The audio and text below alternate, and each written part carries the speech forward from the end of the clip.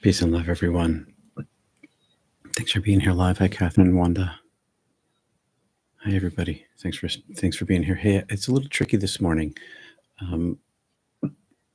We woke up with no water, and so it was a kind of a mad rush to get everything working again. And so I almost have everything working, but my teleprompter is not working. So I'm going to be glancing off to the side here to take a look at the script that I wrote this morning. So that's going to be a little different. Let me get rid of this thing out of the way here because it's kind of in the way. A little bit of peacefulness here. So welcome. I hope my volume's good. Is everything good here? All right. Peace and love, everybody. Thanks for being here. We got our water back. Got a heater in the cellar. And all's well. Hey, AL, thanks for being here. Thanks for watching this by recording too. So we've been talking about types of meditation practices, and we've been using this article that was published at Vox, and it's a description of 4 types of meditation. And today we're going to talk about part 4, which is part 4 of the series, but part 3 of the types of meditation. And this type of meditation is non-dual meditation. And we've talked about single pointedness meditation, also known as focused attention. We've talked about open monitoring meditation, also known as mindfulness meditation. And now we want to talk about non-duality. Hey, Deborah, welcome. All right. So I've got my script up here, and I'm going to be glancing off to it. I just want to make sure I cover everything that I want to cover. So non-duality is a central concept in many advanced meditation traditions.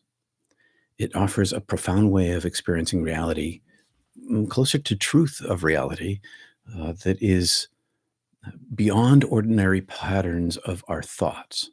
In our daily lives, we often see the world through a lens of duality, distinctions like self and other, good and bad, here and there. Non-duality meditation dissolves these distinctions, revealing this unified sense of awareness and being. And we've been moving toward this the whole time. So we have focused attention meditation that we've been practicing, where we use a mantra or a chant or a prayer, and sometimes we use our body. We've been using heart meditation, feeling our hearts and tops and backs of our throats, and sometimes other parts of our body. And there's this. All of this leads to the ability to sense your subtle body, your prana energy. And this is sort of another name for, you could call this energy meditation. Non-duality is a central concept in many advanced meditation traditions, and it offers a profound way of experiencing reality beyond the ordinary patterns of thought.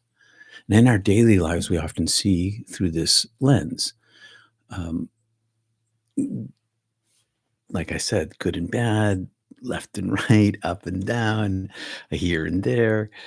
But this energy practice dissolves all of that. And at the heart, non-dual, guess what it means? Guess what non-dual means? Not two. It means one, non-dual. I don't know why they don't call it unity meditation, but they don't. Non-dual meditation, it's a mode of awareness that dissolves the boundaries between you and I, inside and outside, this and that. And in this process, the self-identity fades away and the outside fades away. Instead of seeing oneself as a separate observer of the world, as in mindfulness meditation, you're observing the world, you're observing yourself. Non-dual awareness allows us to a direct connection to everything. It is the energy level of meditation, where the observer and the observed are one, where you sense this energy of yourself without the presence of yourself to sense it. I know that sounds contradictory. Can't be helped.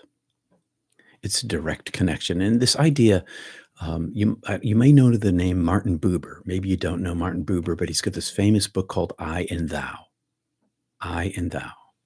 I'm sorry, I thou. I and thou is the name of the book, but the concept is I thou. I with a dash and a thou.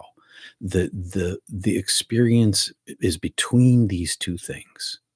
An experience of unity where the observer and the observed are one.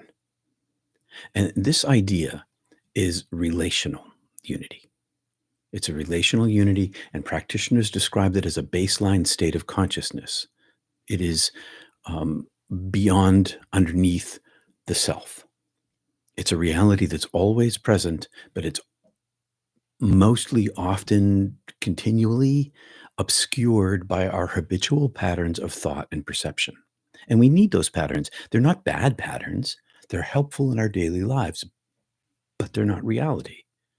They're all concepts. They're all built upon concepts of identity, which are frequently built upon concepts of language. This gets underneath all of that. And so duality stems from these deeply ingrained mental filters, ideas, concepts. They're called priors, priors, priors, that shape how we perceive and interpret the world. These include things such as subject to object, the sense of being separate, observing a separate observing self, and a world out there, good and bad. And this is a tricky one. The habit of categorizing things as positive or negative based on preference, and the idea that there can be two people and they have different ideas about a certain event being good or bad, and it's based on the concepts of themselves and who they are in the context of their community. They're not objectively good or bad. They're identified as good or bad based upon who you are. For instance, back in the Nazi days in Germany, the Nazis thought one thing was good, everybody else thought it was bad, but they thought it was good. And from their point of view, it was good, but from everyone else's point of view, it was bad. All built upon the concepts of self. And there are things that are reprehensible. Now, time and space, the mental construct of past, present, and future that's built into our language. The funny thing about the Aramaic language that we're studying on Sundays is that, and I don't know if I covered this many months ago, but I think I did, is that in the Aramaic language of ancient days that Jesus spoke, the idea of past, present, and future that didn't really exist in the language. Everything was sort of in the now. I know that's hard to understand, but it's a construct that we create in our minds. And we know that time moves on a linear and there's past and there's future, but our language reinforces this. And it kind of separates us from the now itself. So non-dual meditation challenges these patterns by helping us recognize that these distinctions are constructs of our minds, not intrinsic features of reality. As these constructs dissolve in our process of meditation, because we go through this focused attention where we're no longer thinking, and then we go into this mindfulness that arises naturally, then we go into this non-dual that also arises naturally through the process. These distinctions of self and not self, they begin to dissolve the features that we accept as reality. And as these concepts dissolve, a profound sense of unity emerges. Do you ever have the feeling in nature where you're just one with the surroundings of the birds are singing, or the ocean, or the stream, and you're not really present as a person. You're just a tension of awareness in the now. It can happen at the moment of orgasm too, where the self is not really present anymore. There's a famous Zen Buddhist story about that. Now, all these experiences and beings become seen as interconnected with us, all aspects of the whole. It's this experience of the unity of an energetic unity of all things. Non-dual meditation involves a subtle shift in attention, From focusing on specific objects of awareness, thoughts, sensations, external stimuli, to the natural awareness itself, kind of beyond the witness state. Because in the witness state, there's somebody still there witnessing. Now, you may ask yourself, who is the witness in the witness state? It's a question to ask about non duality thinking. Who's the witness? If you're not your emotions and you're not your psychology and you're not your trauma, and you can see that that's true, well, who's the one who's seeing? And all these constructs, they dissolve, and a profound sense of unity just naturally emerges, where all experiences and beings are seen as interconnected aspects of the whole. Non dual meditation involves this subtle shift in attention from focusing on specific objects, awareness, thoughts, stimuli, sensations, to the natural awareness itself, just being. This shift reveals the field in which all experiences arise rather than the individual context of these experiences. And we talk about this at our Kriya group on Tuesdays through the Yoga Sutras. In early stages of meditation, like focused attention, open monitoring, mindfulness, and also single pointed meditation, our attention is directed toward experiences. We're experiencing the mind being quiet. We're experiencing the emotions passing by like a river beneath us. But in non dual meditation, this focus shifts the underlying awareness of self where these experiences occur. We practitioners begin to see that awareness isn't owned by the subject, me, or separate from the object within. Instead, awareness is the unified reality that expresses these experiences. I shift from my mental awareness focus, single-mindedness meditation, to the mindfulness meditation, to the prana meditation, to the energy field itself, to focus myself upon the energy field itself and just be with the energy field. This is a being practice.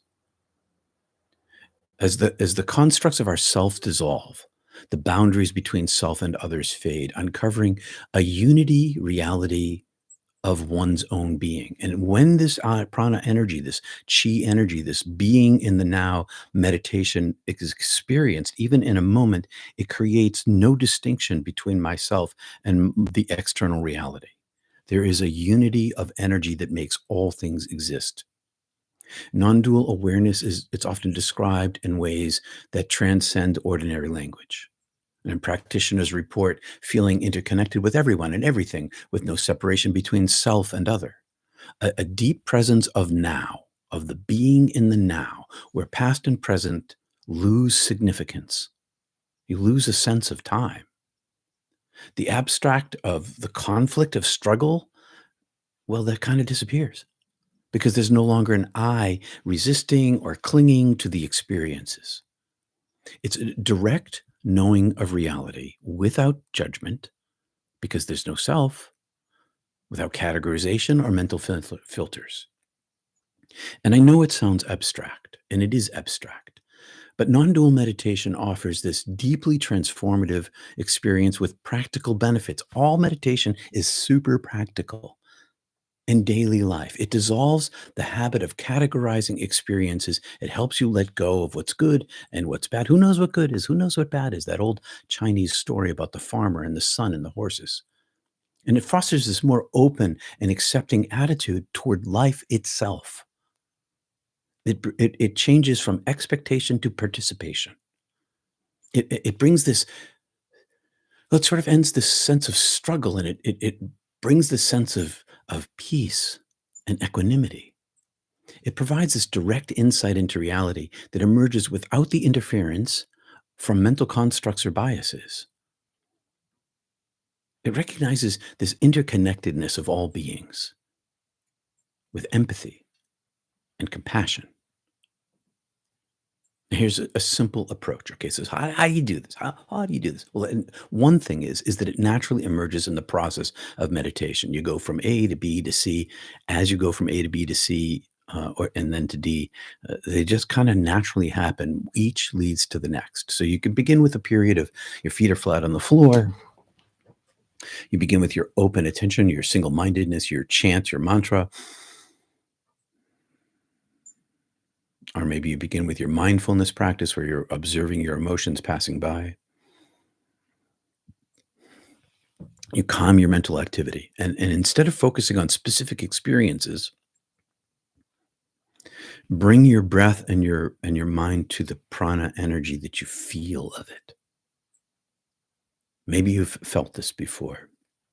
And if you haven't, and you're wondering what the heck I'm talking about, the previous stages of meditation will bring you to the experience of your subtle body energy, your aura, whatever you want to call it, your chi, your prana, your Holy Spirit presence, whatever you want to call it, the breath of life. It brings us naturally to this energy feeling. And this is this I talk about this a lot. This energy that you feel between your palms. My hands are kind of cold right now, but I still feel this energy between my palms. This energy is what I'm talking about. And as you rest in the awareness of this energy, the distinction between self and other disappear when one is doing this pranic, chi oriented energy meditation. And you'll notice that the subject object kind of fade, and um, you become the energy itself. You rest in the energy of the divine itself. And that's really what this non dual practice is about. It's resting in the peace itself. A non dual meditation offers a profound shift in how we experience ourselves as beings. This is a being practice of being. And it provides this profound shift in our meditation, but also in our personal daily lives, in the world. It deconstructs our deep mental patterns, these priors that create separation even in ourselves, revealing this interconnected, peaceful, boundless reality in which we live and breathe. This isn't something we need to achieve. This isn't about achievement, but it's something to uncover. It's your natural state of being, the energy body. So, focused meditation, mindfulness leads to experiencing the subtle energy of your own being. And I know that this is true because I practice it myself and have for decades. And I didn't know that it was there. I read that it was there. Yogananda talked about it. But the finding of it is the practice of meditation. It's an uncovering of it. So it's not something that you achieve. It's a natural state of being that's always present beneath the surface of our ordinary experience. And maybe you feel it right now. Every time you feel this energy, that's what it is. That's who you are. That's who we all are. And through regular practice, non-dual meditation can can lead to a life marked by greater clarity, more being present in the moment, more psychic ability, more freedom, more compassion. It allows us to experience life not as fragmented or divided, but as harmonious and unified in the whole of heaven here now and all things. And I'll tell you that it's a state of being where you feel you're truly yourself. And I know that this is might be difficult to understand, but it's not about mental processing. It's about beingness. All right, now I've talked a long time. Welcome back. Hey, Octavio. Hey, Deborah. We've got about 10 minutes left. Like I said, it was kind of a hectic morning. I need meditation in order to bring myself back into this state so that I can live my day like this. We've only got about 10 minutes, so we're gonna walk through this. And this series, I knew that each one of these talks was going to run a little longer than I wanted to. Not 10 minutes, but 20-minute talk. My feet are flat on the floor. Thanks for being here and listening. I hope that was clear. Let's do a little bit of practice of this energy. We long ago, months ago, we were practicing with the lower part of our pelvic floor using muscular tension and relaxation and driving our breath and our mind into our palms and making this triangle between the root, the navel, and our palms to create a chi ball. And that's what we're going to work on a little bit today is accessing the prana energy, the chi energy, whatever you want to call it, whatever its name is, yourself. It is you. It is the ground of your being, the core of yourself, the origin, your higher self, your original being, your original goodness. It's all those things.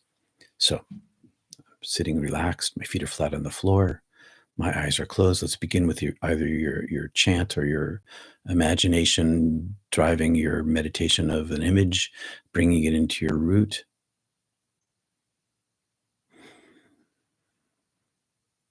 Breathing in, tensing those Kegel muscles.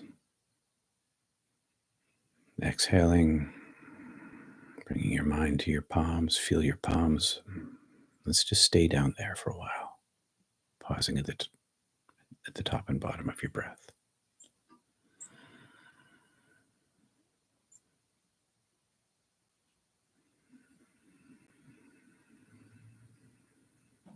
Shift to body awareness, listening to your breath, feeling your body.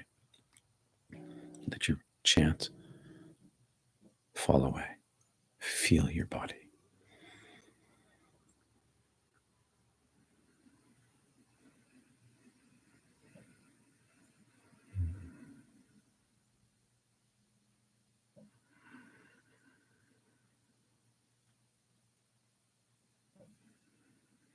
Feel the tingle of warmth of energy in your palms.